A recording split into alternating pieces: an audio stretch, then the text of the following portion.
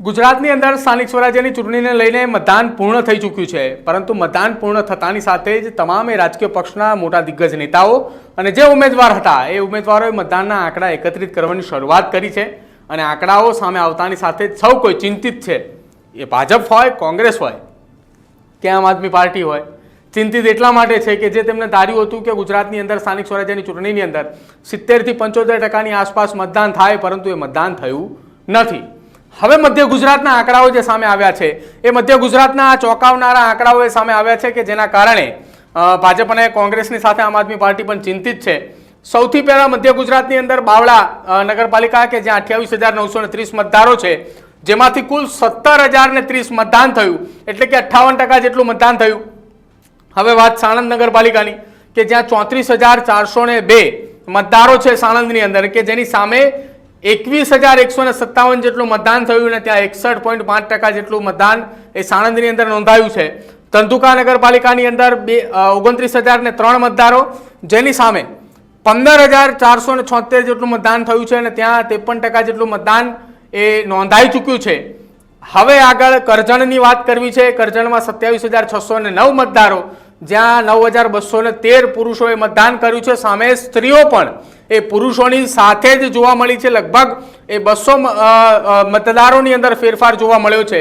Total 18,290 જેટલું મતદાન થયું, 66% જેટલું મતદાન કરજણમાં નોંધાયું। બોરીયાવી નગરપાલિકા 17,041 મતદારો છે અને જ્યાં 12,843 જેટલું, એટલે કે 75% જેટલું મતદાન થયું। ખૂબ સરસ અને સારું એવું મતદાન ત્યાં થયું છે। આંકડાઓની અંદર અમિત ચાવડાનો ગઢ માનવામાં આવે છે કોંગ્રેસના, અને તેમના વિસ્તારની અંદર 17,626 નગરપાલિકાની અંદર મતદારો કે જ્યાં 13,000 જેટલું મતદાન થયું છે। 75% ત્યાં પણ મતદાન થયું છે અમિત ચાવડા કોંગ્રેસના ગઢની અંદર। ત્યારબાદ ઓડ નગરપાલિકા જ્યાં 13,303 મતદારો, 8,519 જેટલા લોકોએ મતદાન કર્યું છે, 64% જેટલું મતદાન નોંધાયું છે। મહેમદાબાદ ભાજપનો ગઢ માનવામાં આવે છે, 31,664 મતદારો છે, 18,444 મતદારોએ મતદાન કર્યું છે। કુલ ટોટલ 58.25% જેટલું મતદાન થયું છે। ડાકોર પણ ભાજપનો ગઢ માનવામાં આવે છે, 20,503 મતદારો અને તેમાં 11,395 જેટલા મતદારોએ મતદાન કર્યું છે, 55.58% જેટલું મતદાન નોંધાયું છે।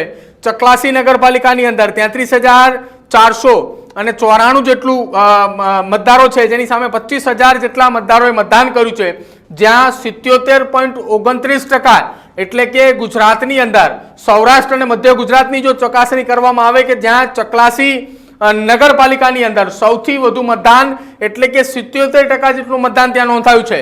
ત્યારબાદ મૌધા નગરપાલિકાની અંદર 13,120 મતદારોની સામે 8,520 મતદારોએ પોતાનો મતાધિકારનો ઉપયોગ કર્યો, એટલે કે 64.94% જેટલું મતદાન મધ્ય ગુજરાતની અંદર આ જે આપણે બતાવી એ પાલિકાઓની અંદર થયું હતું। ત્યારબાદ ખેડા નગરપાલિકાની અંદર 22,703 મતદારો છે, જેની સામે 14,625 જેટલા મતદારોએ પોતાનો મતાધિકારનો ઉપયોગ કર્યો, 64.42%।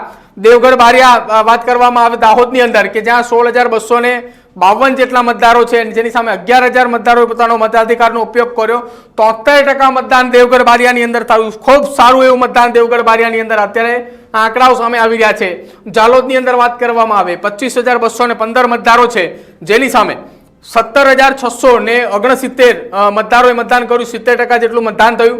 લુણાવાડાની અંદર 33,376 મતદારો, તેની સામે 18,437 મતદારોએ મતાધિકારનો ઉપયોગ કર્યો અને આ મતાધિકારોની અંદર 55% જેટલું મતદાન થયું। આપણે અહીંયા પહેલા જણાવી દઉં, જાલોદની અંદર 25,000 મતદારોની અંદર 8,696 એ પુરુષ મતદારો છે, જ્યારે 8,963 મતદારો એ મહિલાઓ છે, એટલે કે જાલોદ નગરપાલિકાની અંદર મહિલા મતદારોએ વધારેમાં વધારે મતદાન એ કર્યું છે। ત્યારબાદ સંતરામપુરની અંદર વાત કરવામાં આવે 17,782 મતદારો છે, જેની સામે 11,076 મતદારોએ મતાધિકારનો ઉપયોગ કર્યો, 62% જેટલું મતદાન ત્યાં પણ થયું।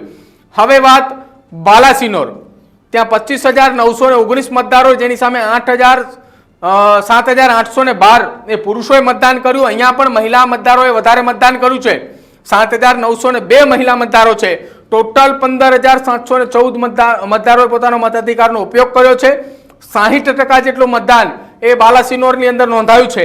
હાલોલની વાત કરવામાં આવે 46,770 મતદારો છે, 14,020 મતદારોએ મતાધિકારનો ઉપયોગ કર્યો, 45.35% જેટલું મતદાન ત્યાં થયું છે।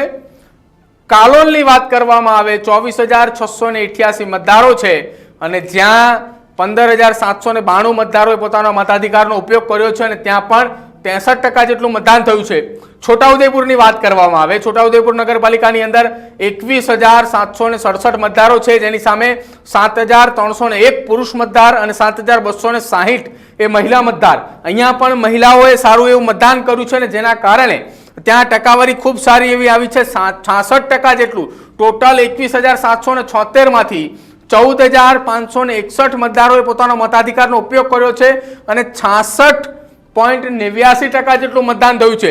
જો મધ્ય ગુજરાતની વાત કરવામાં આવે તો મધ્ય ગુજરાતની નગરપાલિકાની અંદર આ બીજા પાનાની અંદર 45% હતું અને આગળ જો જોવા જઈએ તો તમામ જગ્યાએ 50% કરતાં વધારે છે અને સૌથી વધુ મતદાન જો અત્યાર સુધી ગુજરાતની અંદર આંકડા જે સામે આવ્યા તેમાં ચકલાસી નગરપાલિકા છે કે જ્યાં 33,494 મતદારોમાંથી 25,000 કરતાં વધારે મતદારોએ મતદાન કર્યું છે। 77% જેટલું મતદાન જે છે તે મધ્ય ગુજરાતના એટલે કે ચકલાસી નગરપાલિકાની અંદર સૌથી વધુ મતદાન થયું છે। ત્યારબાદ મધ્ય ગુજરાતની બીજી બે નગરપાલિકા કે જ્યાં 75% મતદાન એટલે કે બોરિયાવી અને આંકલાવ બંને જગ્યા ઉપર કોંગ્રેસનો ગઢ છે અને આ તમામ જગ્યા ઉપર સૌથી વધુ મતદાન થયું છે। એટલે કે આ મતદાનના આંકડાઓ સામે આવતાની સાથે ભાજપ જે છે તે અત્યારે ચિંતિત એટલા માટે જોવા મળી રહ્યું છે કેમ કે આ જગ્યા ઉપર સૌથી વધુમાં વધુ મતદાન જે થયું છે એ કોંગ્રેસના ગઢ જે છે તે માનવામાં આવી રહ્યા છે અને એ ગઢની અંદર સૌથી વધુ મતદાન થતાની સાથે અત્યારે આંકડાઓ એ આવતાની સાથે ચકચાર મચ્યો છે। બીજી તરફ આપણે પણ બતાવી દઉં, અહીંયા બાવળા, સાણંદ અને ધંધુકા આ ત્રણ નગરપાલિકા અમદાવાદની ખૂબ નજીકના વિસ્તાર અને આ વિસ્તારની અંદર જો મતદાનની વાત કરવામાં આવે તો બાવળાની અંદર 58%, ત્યારબાદ સાણંદની અંદર 61%, ધંધુકાની અંદર 53% જેટલું મતદાન થયું છે।